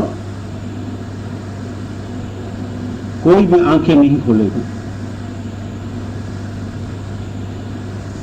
اب ہوتا ایسا تھا کہ نماز سے فارغ ہوتے تو لوگ رسول اللہ کو کہتے تھے یا رسول اللہ میں جلدی جاؤں، مجھے نماز کے اندر میری اٹھنی باہر میں نے رسی نہیں باندھی، مجھے لگتا ہے کہ چلی گئی ہوگی، بھاگ گئی ہوگی. یا کوئی کہتا یا رسول اللہ میری دکان میں کھل کر آیا یا میرے گھر پہ جانا. یعنی طرح طرح کی ایسی باتیں کرتے تھے کہ لگتا ایسا تھا کہ یہ لوگ نماز کے دوران جہاں فزیکلی تھے لیکن مینٹلی دنیا میں تھے. تو وہاں پر قرآن کی یہ آیت نازل. میں 3 مثال دے رہا ہوں، یہ تیسری سورہ مزمل کی آیت نمبر 8. سورہ مزمل کی آیت نمبر 8. ہر چیز سے کٹ کر اس کی طرف ہو جاؤ. ہر چیز سے کٹ کر اس کی طرف ہو جاؤ. یہاں لفظ تبتیل استعمال ہوا ہے عربی، جس کا مطلب ہے ٹو کٹ آف. اب یہاں کنسنٹریشن ایکاگرتا کی تعلیم رسول نے دی. یہ تو 3 مثال دی، اور پرابلم اگر آئی ہوگی تو اور بھی بتائی ہوگی. تو یہ تو جب تک رسول تھے. اب رسول میں نے بتایا کہ ہجری سن 2 سے یہ نماز ہوا، اس کے بعد 8 سال تک رہے رسول اللہ حیات، 8 سال نبوت. 8 سال میں جو پرابلم ہے قرآن کی آیت کے مطابق رسول ان کو سکھاتے تھے اور سسٹم اور طریقہ بناتے ایک فون تک لے آئے. اور فون تک ابھی پہنچے نہیں اور رسول اللہ کی وفات ہو گئی، کیونکہ اسلام ابھی کروڈ فارم میں تھا جتنا ہو سکا. اگر رسول آج تک حیات ہوتے تو نماز آج جو پڑھی جاتی ہے نا وہ ایسے نہیں ہوتی جیسے پہلے پڑھی جاتی تھی. آج بھی چینجز ہو چکی ہے. 8 سال میں اتنی 3 چینجز میں نے بتائی، ایسے تو کئی ہے مگر 3 کی مثال دی، نہ جانے کتنی چینجز ہوئی ہوگی. اور وہ چینجز کیسی ہوتی؟ ایگزیکٹلی جیسے اسماعیلی دعا پڑھتے ہیں بس، کیونکہ رسول اس کے ساتھ ہے. نور تو وہی ہے، ہر دور میں ہر پیریڈ میں نور تو وہی ہے، گائیڈنس تو سیم ہے نا. اب ماڈرن زمانے کی عبادت دعا اور 14 سال کی نماز، اس کے بیچ میں اب ٹسل بھی کیسی ٹسل، مگر ٹسل بھی آپ لوگوں میں پہلی ٹسل کو تو دور کرو. اب میں آپ کو قیام کی حالت بتاؤں. قیام کی حالت میں ابو حنیفہ کی بات لیجیے. ابو حنیفہ نے کہا ہے کہ ہاتھ جو ہے جو ہم جوڑتے ہیں کھڑے ہو کر تو ناف سے تھوڑا نیچے ناف تک ہاتھ ہونے چاہیے، الٹا ہاتھ اس کے اوپر سیدھا ہاتھ اس طرح. سنیوں کا شافی کہتا ہے، شافی طریقہ کہ ہاتھ نہ ناف کے اوپر پیٹ کے اوپر نہیں بلکہ ایسے ہونے چاہیے. اب اور بھی دیکھیے، یعنی میں مثال دے رہا ہوں، ملکی فرقے کو دیکھیے سنیوں کے، کہتا ہے کہ ناف اور چیسٹ کے بیچ میں ہاتھ ہونے چاہیے. اور شیعہ کہتا ہے کہ چھوڑو سب، ہاتھ چھوڑ دینا چاہیے، کھلے رکھو، ناک پہ رکھو، سینے پہ رکھو، بازو پہ رکھو، کھلے رکھو. اس کے اوپر ڈسکشن ہو رہی. اور میں ہمیشہ اس کی مثال دیتا ہوں کیونکہ مجھے ابھی تک اپنی لائف کے اندر ایک واقعہ یاد رہا ہے کہ ایک زمانہ تھا کہ میں خود یونیورسٹی میں آنرس یعنی ایم اے کے لیے جایا کرتا تھا، لیکن جان کر نہیں سکا. بعد میں نے پرائیویٹلی اسلامک ہسٹری میں ایم اے کی تھی. لیکن اس وقت کی بات کر رہا ہوں جب احمدی بھی تھے، شافی تھے، یہاں پر شیعہ تھے اور ویریس قسم کے لوگ کینٹین کے اندر ملا کرتے تھے، ڈسکس ہوتی تھی اسلامک اسٹڈی اور اسلامک ہسٹری کے اسٹوڈنٹ وغیرہ ٹیچروں سے سوال. اور ان کو پتہ ہے کہ تقریباً مجھے یاد ہے کہ 40-42 کے قریب ہم لوگ اسٹوڈنٹ ہوتے تھے. یونیورسٹی میں क्लास हुई, उसके अंदर पता है कि ये एक इस्माइली आगा खानी है, उसमें से 4 या 5 शिया थे, बाकी सुन्नी थे, वो भी अलग अलग तरह के। तो एक दिन कैंटीन में सब लोगों ने 40 में से 30-32 के करीब लोग स्टूडेंट आकर मेरे आसपास जमा हो गए और उन्होंने मुझे एक ऐसा सवाल किया, मुझे कहा कि आपको पता है कि मुसलमान के अंदर एक चीज है कि सबके अंदर नमाज पढ़ते क़याम करते खड़े होकर, चाहे शिया हो सुन्नी हो, तो तुम लोग क्यों नहीं खड़े होते, क़याम क्यों नहीं करते, बैठ के नमाज पढ़ते हो, उसको दुआ कहते हो। उनका सवाल आप समझे ना, मतलब अब मेरे को इसने बांधा और मैं तो उसको यानी कर रहा था कि या मौला, अब 1 पीरियड की बात कर रहा हूँ जब मुझे इतना इल्म नहीं था। फिर मौला अली ने ऐसी गैबी मदद दी और हिम्मत दी, तो उस वक्त मैंने मेरी समझ के हिसाब से यही कहा कि अबू हनीफा कह रहा है कि क़याम की हालत में हाथ ऐसे होने चाहिए, शाफी कहता है कि हाथ ऐसे होने चाहिए, मालिकी कहता कि हाथ ऐसे होने चाहिए, शिया कहता हाथ ऐसे होने चाहिए। हम इमाम के पास अर्ज की कि या मौला हम कौन सा तरीका अपनाएं, तो मौला ने फरमाया कि इनको डिस्कस करने दो, तब तक तुम बैठ के नमाज पढ़ो। जब तक एक फाइनल कंक्लूजन तक ना आए तब तक तुम बैठ के नमाज पढ़ो, देखो क्या फैसला होता है।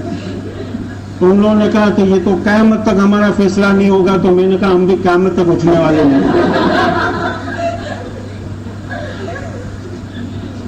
तो ये जिस्म की जो नक़्ल हरकत जो है, इससे ज्यादा दिल का पाठ, दिल की जो तालीम है उसके तरफ हम ज्यादा दें। तो एक ये चीज, और इसके साथ जो चीज हमारे पास मैंने आपको बताया, और वो है जो आम तौर से लोगों को ये जरा चुभती है, और वो है हमारे यहाँ दसून का कॉन्सेप्ट। दसून का जो कॉन्सेप्ट है, और इसको हमको इस वे से समझाना और समझना कि पेमेंट का जो, पहली बात तो ये कि इस्माइलिज्म को कई लोग कहते हैं कि ये कमर्शियलिज्म है। यहाँ दीन में पैसे दिए जाते हैं, धर्म होते हैं, सही बात है, कहने वाला भी सही है। ये इस्माइली नहीं और गैर नहीं, हमारे खुद के लोग भी कहते हैं। और कहने वाला गरीब होगा, और गरीब वो होगा जो यहां से मायूस होकर गया होगा।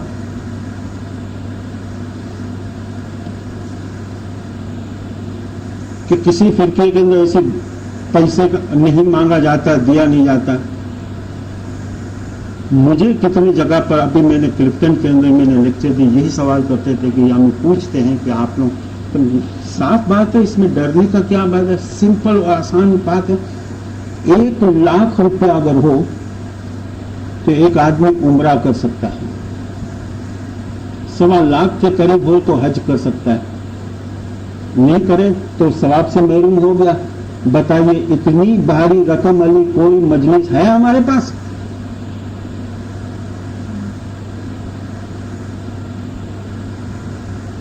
जबकि तुम हुजूर की हदीस पेश करते हो कि उसूल दीन और फुरूअ दीन के बारे में क़यामत में तुम्हें जवाब देना पड़ेगा। अगर मैंने हज और उम्रा नहीं किया तो खुदा को क्या कहूंगा?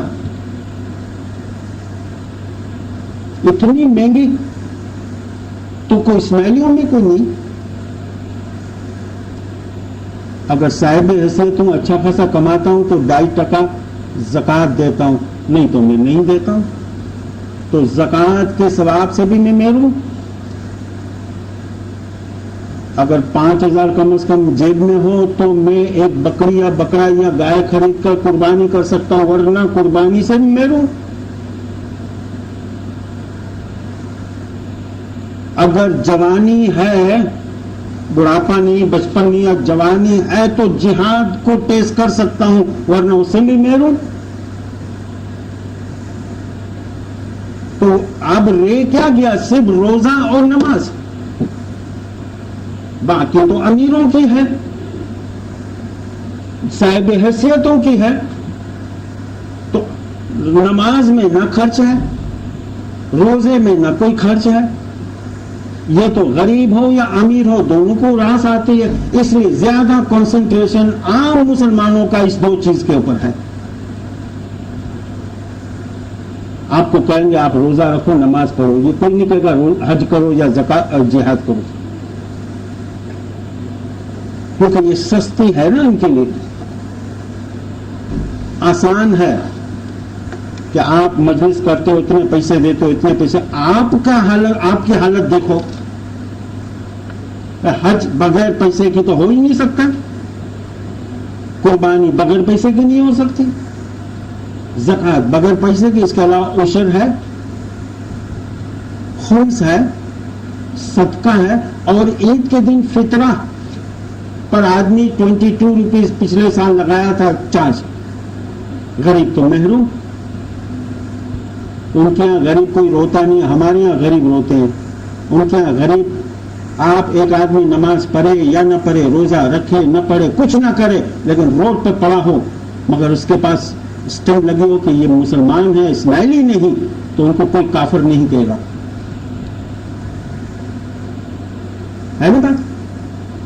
لیکن کیونکہ ان کے طریقے سے ہم کوئی چیز نہیں کرتے یا کوئی فرق ہے تو ہمیں برا بلا کہیں گے، کیونکہ یہ ہمارا طریقہ اسلام کا صوفی طریقہ ہے، ان کا ظاہری طریقہ، ہمارا باطنی طریقہ، ان کا شریعتی طریقہ ہے.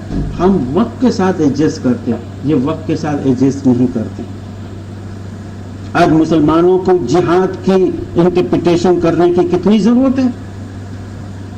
آج مسلمانوں کو اسلام کا اور رسول کا جو امیج جو باہر ویسٹرن کنٹری کے اندر جو خراب ہے اس کو سدھارنے کی کتنی ضرورت ہے.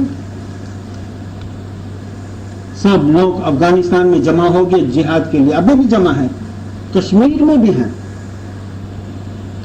بال بچے کوئی سودان میں ہے، کوئی عراق میں ہے، کوئی الجزائر کے اندر ہے، کوئی مصر میں ہے، کوئی کہاں ہے. بس جہاد کے لیے آئے ہیں، لڑنے کے لیے، جنت میں جانا ہے. بس پیچھے بیوی بچے فیملی کس کے حوالے، کون اس کو کمائے گا، اس کی کوئی فکر نہیں. یہ اسلام سکھاتا ہے.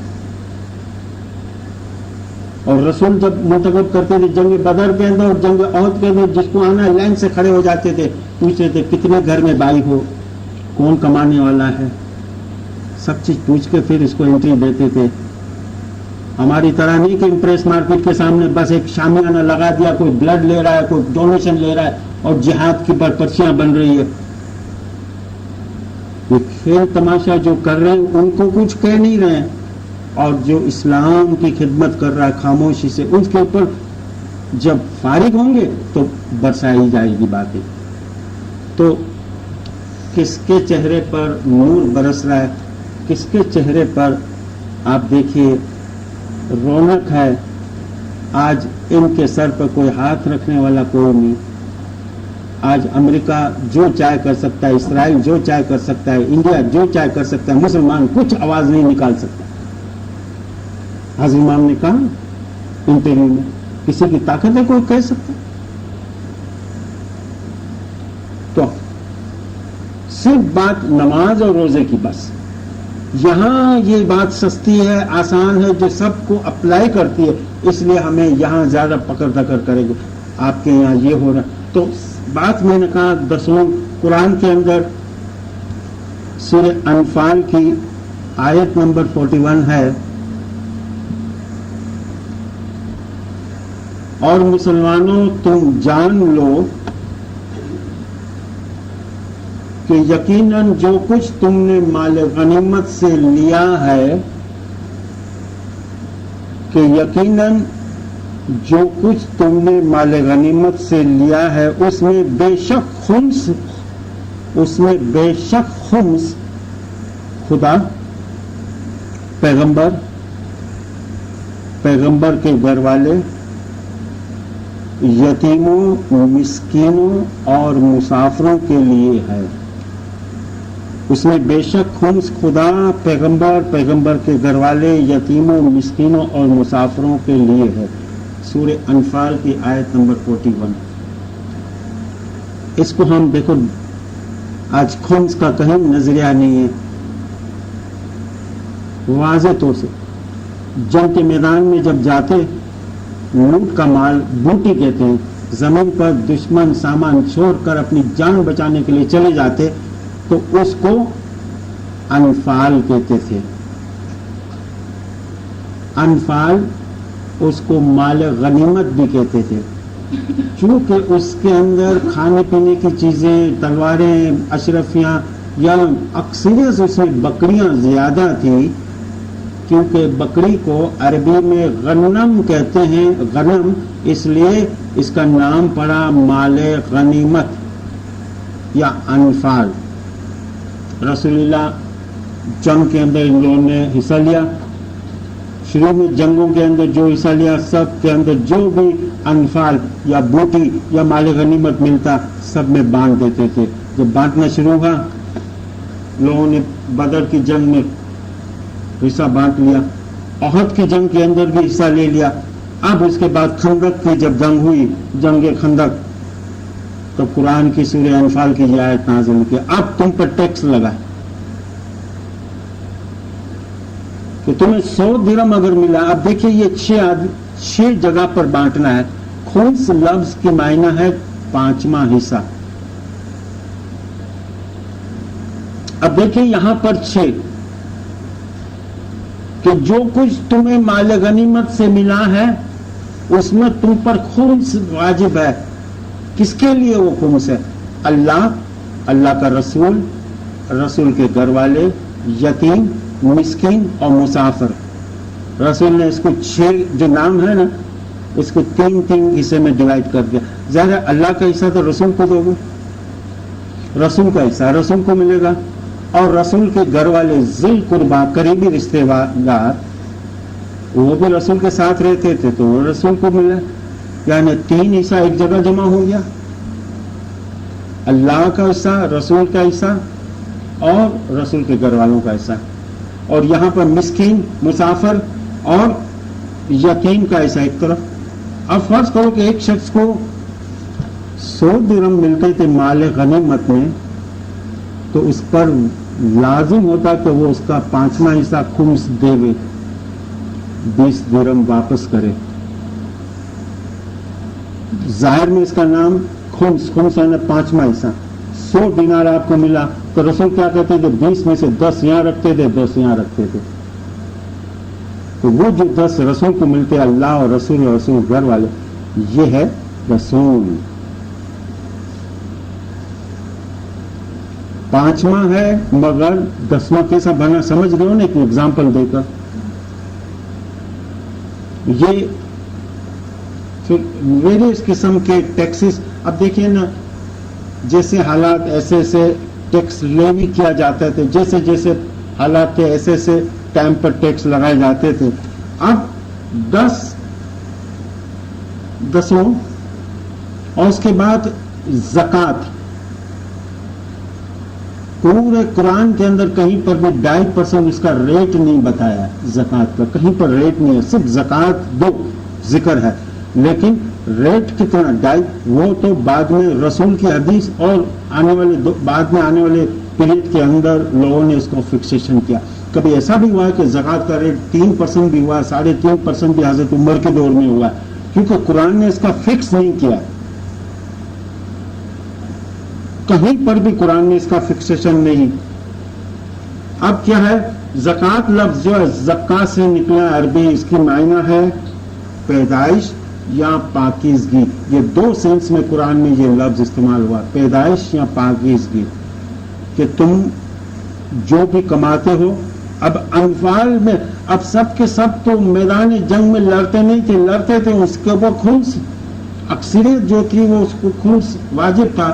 لیکن ایسے بھی لوگ تھے جو مکہ مدینہ میں رہتے نہیں تھے, باہر رہتے تھے, بیپار وغیرہ کرتے تھے, تو ان کے اوپر زکوٰۃ رائج کی گئی کہ تم خمس سے تو بچے ہوئے, کیونکہ مالی غنیمت تمہیں نہیں ملتا, تمہیں ٹیکس دینا ہے 2.5%.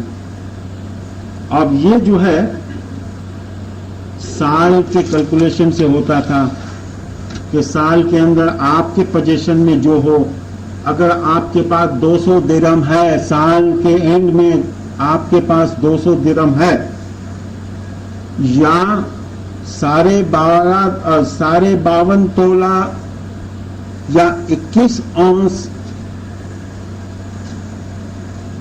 चांदी, या 20 मिस्काल कहते हैं 7.5 तोला या 3 औंस सोना, उस पर ज़कात लेवी होती थी, पेएबल होता था। लेकिन बाद में 2.5% फिक्सेशन किया गया। अब इकोनॉमी तो दुनिया में चेंज लोगों की होती रहती है, मुल्क की होती है, लेकिन 2.5% से तो ऐसा लगता है कि मुसलमानों ये समझते हैं कि इनकी इकोनॉमी ऐसी है जैसे 1400 साल पहले थी। अब तो बढ़ भी सकती है। जब हम लोगों ने बढ़ाया नहीं तो फिर यूरोप ने इनकम टैक्स लगा दिया हमारे ऊपर कि इनकम टैक्स भी दो और तुम ज़कात देना चाहते हो भले 2.5% दो। इनकम टैक्स बढ़ता जा रहा है, कम होता जा रहा है। वो एक्चुअली इनकम ज़कात का रेट अगर बढ़ जाता है अकॉर्डिंग टू टाइम तो इनकम टैक्स लगाने की जरूरत नहीं होती, लेकिन चूंकि हम लकीर के फकीर हैं, ज़कात को आगे पीछे नहीं कर सकते हैं। ज़कात 2.5% तो क़यामत तक 2.5%। वो समझते हैं कि पहले जो हमारी इकोनॉमी कंडीशन थी, मुल्क की जो इकोनॉमी कंडीशन थी, आज भी ऐसी रहेगी, क़यामत के एक दिन पहले भी ऐसी रहेगी, 2.5% होगा। तो एडजस्टमेंट करने की गरज से अल्टरनेटिव के तौर पर यूरोपियन कंट्री के रूल्स लगाए गए टैक्स, और टैक्स के अंदर भी वेरियस किस्म के टैक्स। आज पाकिस्तान जैसे मुल्क में भी 82 किस्म के टैक्स हैं, 82 टाइप्स के टैक्स हैं हमारे मुल्क में। आप बजट को देखिए। और अगर ज़कात में अकॉर्डिंग टू टाइम ऊंच नीच होता तो बाहर की कंट्री के टैक्स हम पर नहीं लगते। आप पॉइंट समझे ना मतलब। अब ये मैंने बताया कि इसके ऊपर लगाया है जो व्यापार कारोबार करते थे, लेकिन ऐसे भी लोग थे जो खेती बाड़ी करते थे ना, जंग में हिस्सा लेते थे तो वो खुम्स नहीं देते थे, कारोबार नहीं करते थे इसलिए वो लोग ज़कात नहीं देते थे, मगर खेती बाड़ी करते थे तो उसके लिए लफ्ज कि तुम 10वां हिस्सा दो, और उसका लफ्ज रखा गया उश्र। माशरे में 3 किस्म के लोग थे रसूल के जमाने में, जंग के अंदर हिस्सा लेते थे उसको खुम्स देना, व्यापार कारोबार करते थे वो ज़कात देते थे, और खेती बाड़ी करते थे वो उश्र देते थे। हमारे इमामों की सोहबत में थे, हम क्या देवे, तुम खुम्स दो, तुम जिहाद करने वाले हो, अपने नफ्स के साथ जिहाद करना है तुम्हें क़यामत तक, तुम खुम्स दो, 10वां हिस्सा दो। और दूसरे लोग व्यापार कारोबार करने वाले या उश्र की जगह सब चीज एक हो गई, क्योंकि गांव खत्म होते गए, शहर बनते गए, तो खेती बाड़ी उस जमाने में कम होती गई, तो उशर देने वाले ज़कात में आ गए। इसलिए लफ्ज़ ज़कात का इस्तेमाल ज्यादा है अक्सरियत में। और हमें यह सिखाया कि 10 अन्न, हम भी खेती बाड़ी करते थे, अन्न अनाज को कहते हैं, अनाज का 10वें हिस्से को 10 अन्न कहते हैं, जो आगे जाके 10वां लफ्ज बना।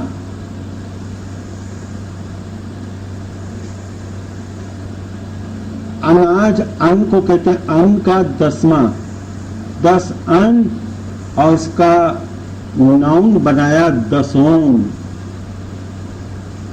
और हिंदी में इसको दसांस कहते हैं, ताईद कहते हैं अंग्रेजी में, अरबी में तो वैसे उशर कहते हैं। और 2.5% ज़कात, अभी ज़कात का अगर इस्लामिक वैसे अभी भी अगर 2.5% है तो 2.5% ज़कात और 10% दसों प्योर सार बनती है 12.5%। अब हम किसी को ज़कात नहीं देते, हम इमाम को देते, इमाम बेहतर समझता है कि कौन हकदार है, और दुनिया में वो चैरिटी करता है अपने और मुरीद की तरफ। اب مولا کی جو چیریٹی ہے جو چینلائز ورلڈ میں ہوتی ہے اس میں 10واں حصہ نہیں ہے، 2.5% آپ نے دیا وہ حصہ اس میں شامل ہے، آپ کی 1 پائی بھی شامل ہے اگر 12.5% دیتے ہیں، اسے ہم رجسٹریشن یعنی ڈکلیریشن وغیرہ دے دیتے کہ ہم تو یہاں دیتے ہیں. مگر جو گاؤں کے اندر کھیتی باڑی وغیرہ کرتے ہیں جیسے ناردرن علاقے ہیں جو کھیتی باڑی پہاڑی علاقے میں کرتے ہیں تو وہ 10واں حصہ ابھی تک دیتے ہیں، وہ پرانا سسٹم رکھا ہوا ہے. اب آپ بتائیے کہ یہ چیز ان کے غیروں کے سامنے پہلے ہم سمجھ لے گئے کہ یہ چیز کیا ہے اور چیز کیا ہے اس کے بعد ہم اس کے اوپر ڈسکس وغیرہ کریں. اب تیسری جو چیز آتی ہے جس کے بعد ہم آگے تھوڑا بڑھیں اور وہ ہے ناندی کی رسم. اب ناندی کی جو رسم ہے یہ کوئی رسم ہے کیا ہے آپ لوگ سمجھتے ہو، ماشاءاللہ ٹیچر ہو اور سب کو پتہ ہے کہ یہ ناندی جو ہے ظاہر ہے غیر جو ہے ان کے ہاں ایسی چیز نہیں ہوتی. میں نے ابھی بتایا کہ مردوں کو مانتے ہیں زندہ کو نہیں مانتے. ان کا فیت اور ہمارے فیت ان کا طریقہ ہمارے طریقے میں فرق ہے. اہل بیت سے ان کو ابھی تک آپ کہو کہ سنی لوگ سن لو یہ بات کہ شیعہ میں سے چاہے اسماعیلی ہو بوری ہو علوی ہو زیدی ہو نصیری ہو یا دروزی ہو کوئی بھی ہو لیکن علی کے لیے اس کے اندر محبت ہے. تو سنی کہیں گے کہ ہم بھی محبت کرتے ہیں، کہیں گے نا کہ ہمارے یہاں بھی چوتھا. تو ان کو کہو کہ تم ضرور کہہ سکتے ہو لیکن محبت نہیں کرتے، ریگارڈ کرتے ہو. There is difference between regard and محبت. اگر کوئی بڑا آدمی آئے گا آپ کھڑے ہو کے اس کو سیلوٹ کرو گے، دس از ریگارڈ. اس بڑے آدمی کو آپ نے سیلوٹ کیا اس کا مطلب نہیں کہ آپ اتنی جان دے دو گے اس کو، لیکن اس کے برعکس کا حاضری مامی اگر یہاں سے گزریں گے آپ اس کے لیے جو کھڑے ہوں گے رسپیکٹ، وہ ریگارڈ نہیں ہے محبت ہے. ریگارڈ اور محبت میں فرق ہے. ریگارڈ تو کسی کو بھی آپ دے سکتے ہو، رسپیکٹ دے سکتے ہو، لیکن محبت گردن چاہتی ہے. وہ سب کے لیے نہیں، صرف مولا علی کے لیے. اور 1885 کے اندر مولانا امام سلطان حسین اپنے فرمان کے اندر بتایا، اس سے آپ سوچو اور خود کمپیئر کرو کہ امام سلطان حسین نے فرمان کیا تھا تخت پر بیٹھ کے بامبے درخانہ کے اندر کھڑک جماعت خانے کے اندر مولانا نے فرمایا کہ جماعتوں تمہیں یاد ہے کہ واقعہ کربلا ہوا اور جب لاسٹ مومنٹ تھی، جب امام حسین کو گھوڑے سے گرایا گیا اور شمر نے آ کر تلوار لے کر مولا کے اوپر اٹھائی اور شہید کرنے کی تیاری کر رہا تھا، تب امام حسین نے شمر کی طرف دیکھ کر کہا فرمایا کہ شمر میں نے تو شہادت کو قبول کر لی ہے لیکن مجھے قتل کرنے کے لیے اتنی تیزی کیوں کر رہے ہو؟ تو مولا نے فرمایا کہ اس وقت شمر نے امام حسین کو جواب دیا، میں اس لیے جلد بازی کر رہا ہوں اس وقت آپ کو شہید کرنے کے لیے، قتل کرنے کے لیے، اس لیے کہ اس وقت اذان ہو رہی ہے، کہیں میری نماز قضا نہ ہو جائے. یہ فرمان مولا نے فرمایا ہمارے 48ویں امام نے. مولا نے فرمایا کہ یہ وہ لوگ تھے جو قرآن پڑھتے تھے، تلاوت کرتے تھے، روزے رکھتے تھے، حج کرتے تھے، نماز پڑھتے تھے، سب کچھ کرتے تھے، لیکن اہل بیت کے خون کے پیاسے تھے.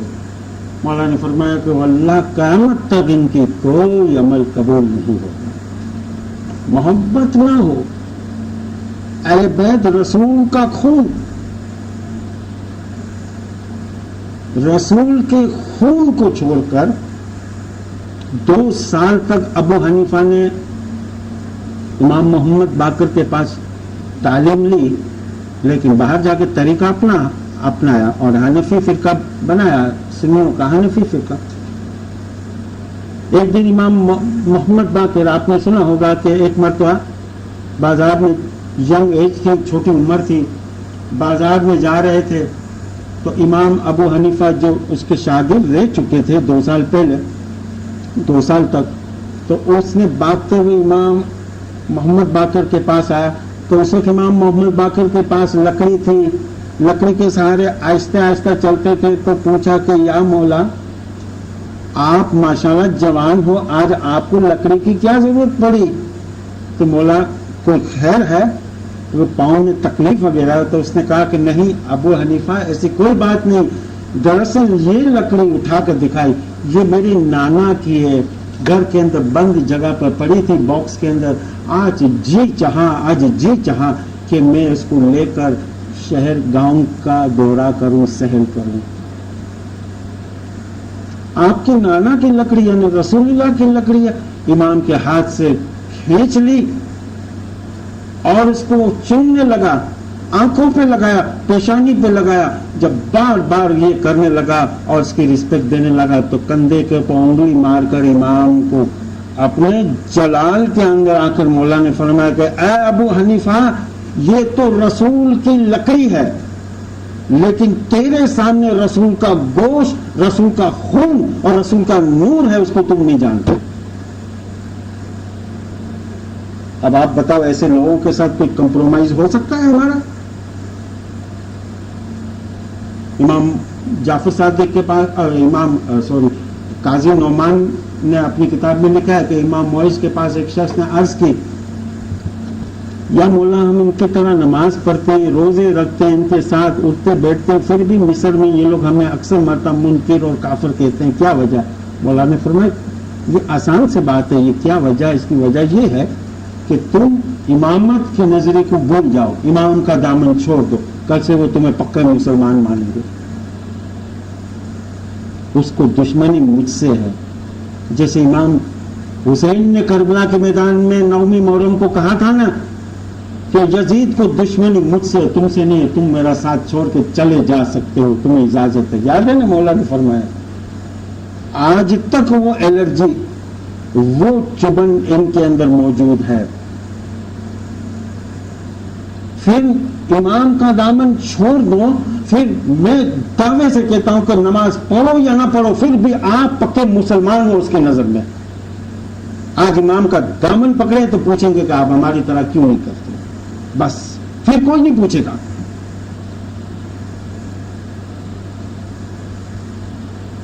تو پیر نے ہمیں یہ تعلیم دی کہ ایک فکر منیور تمہاری سے ہم مانس روپ ساتھ،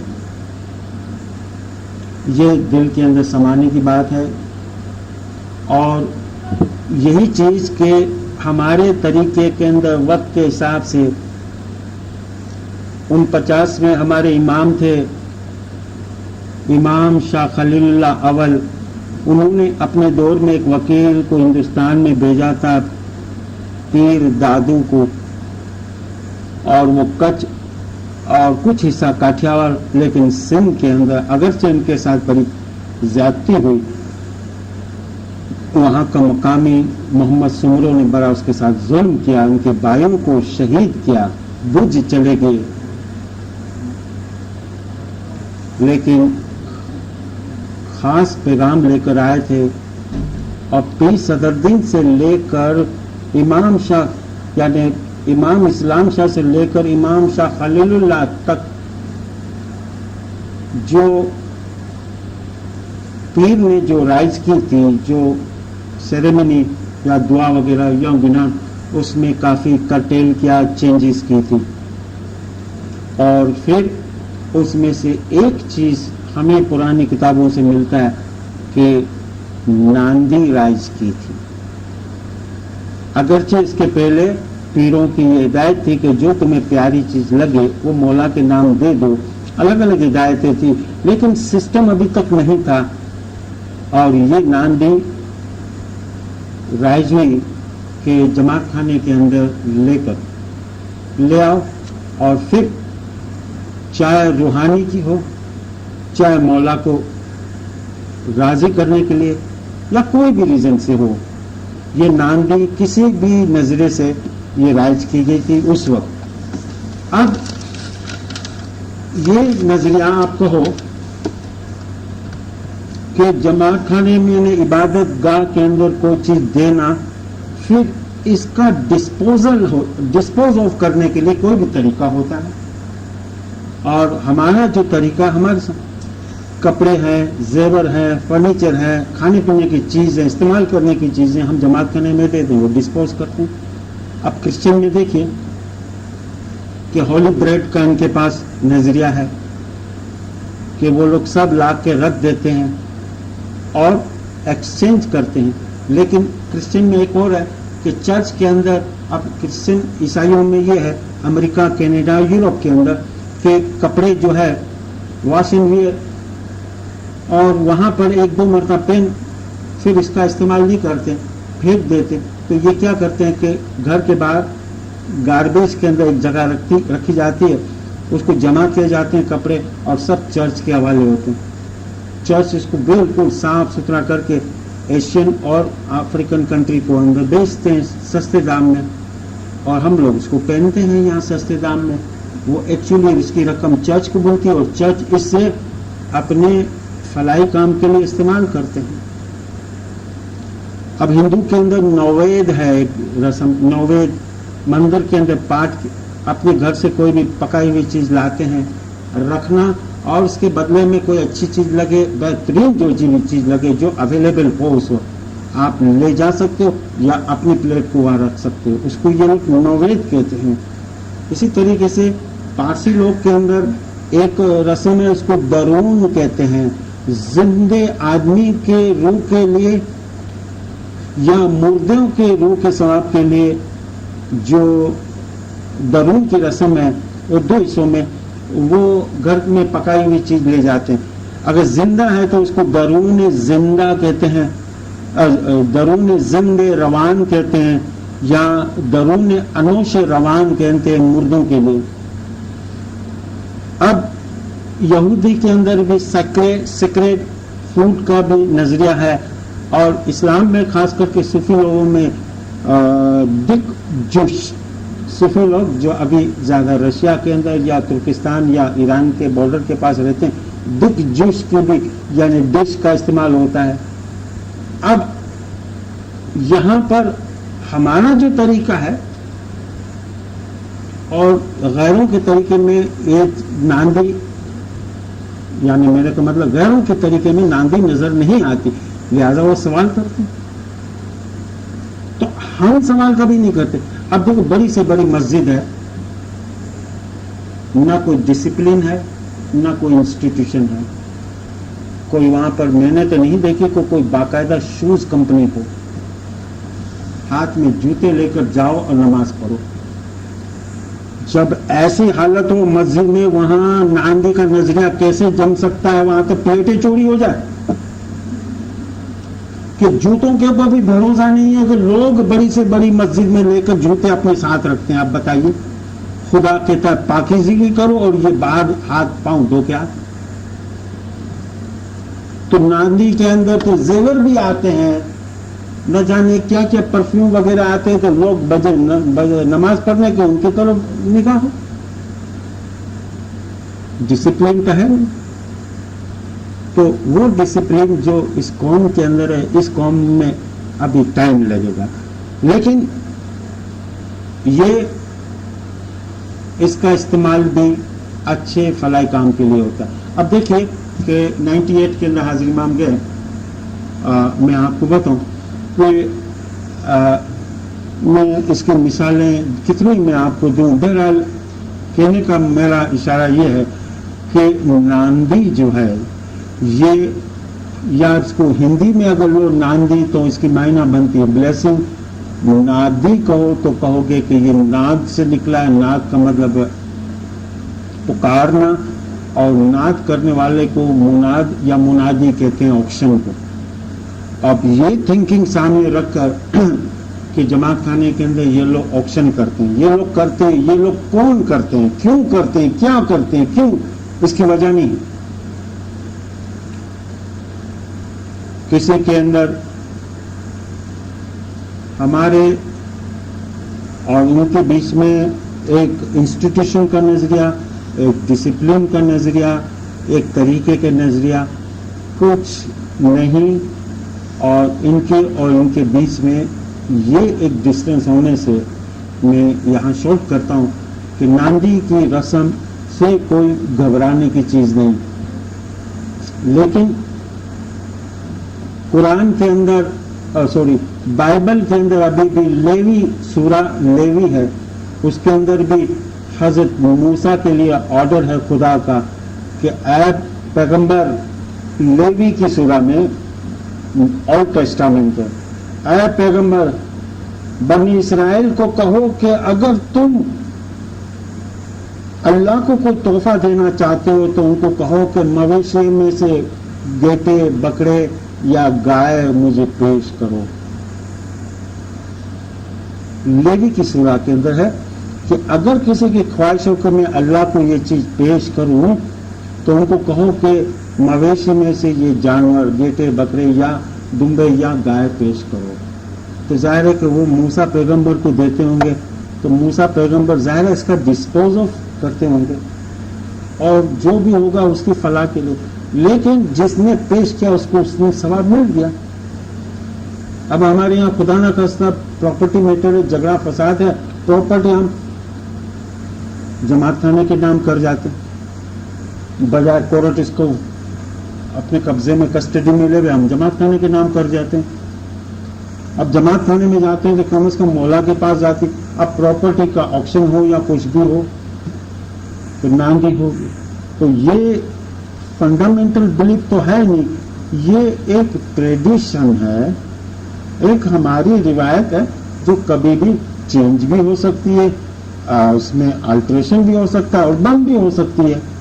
ہم نے یہ نہیں کہا کہ یہ ہے، یا ہم نے یہ کہ رسول نے بھی اس طرح آکشن کیا تھا مسجد میں، یہ ہم نے یہ مثال یا ایسی سپورٹ نہیں کی، لیکن آج بھی اگر رسول اللہ ہوتے تو ظاہر رسول کو سب چیزیں اتنی پیش کی جاتی تو وہ کیا کرتے اتنی اس چیزوں کو، ظاہر اس کا ڈسپوزل تو کچھ ڈسپوز آف تو کرتے۔ ہمارے جماعت خانے میں اس کا ایک طریقہ ہے، پھر وہ رقم ہماری فیتھ ہے، ہمارے ایمان اس کو اپنے صحیح جگہ پر استعمال کرتے ہیں۔ اور لاسٹ جو چیز، ایک اور چیز، اور وہ جس کو ہم کہ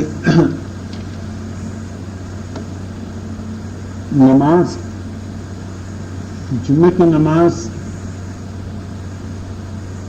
اگر آپ پڑھنا چاہتے ہو، بچے اگر کہوے، پہلی بات کہ رمضان کے روزے خدا اور اللہ اور رسول کا آپ لوگوں کو واسطہ ہے، کبھی بھی اسٹوڈنٹ کو یہ مت کہو کہ ہم پر فرض نہیں، ہمیں امام نے معاف کیا، ہم یہ الفاظ لے کر ایک تو جھوٹ کہنا اور تو گناہ اٹھانا۔ کہیں ہے فرمان امام کا کہ میں تمہیں معاف کرتا ہوں، ایگزم کرتا ہوں اور تم پر فرض نہیں؟ بچے پوچھتے ہیں اسکول میں جاتے ہیں، بھئی آپ کھوجے لوگ روزہ کیوں نہیں رکھتے ہو؟ بھئی ہم کو ٹیچر جو سکھایا، ٹیچر کہہ دیتے کہ ہم کو معاف ہے، ایسے الفاظ یوز ہوتے ہیں، تو ظاہر ہے کہ وہ پروپیگنڈا کریں گے۔ اگر کوئی اسٹوڈنٹ، اگر دن میں ان کے نان اسماعیلی اسٹوڈنٹ ہوتے ہیں، اگر کوئی اسٹوڈنٹ، اگر ہمارے بچے اگر روزے رکھتے ہیں اور اس کے ساتھ یعنی اسکول میں جاتے ہیں، ملتے جلتے ہیں، تو اس میں کوئی عیب کی تو بات نہیں، پھر اس کو برا بھلا کہنا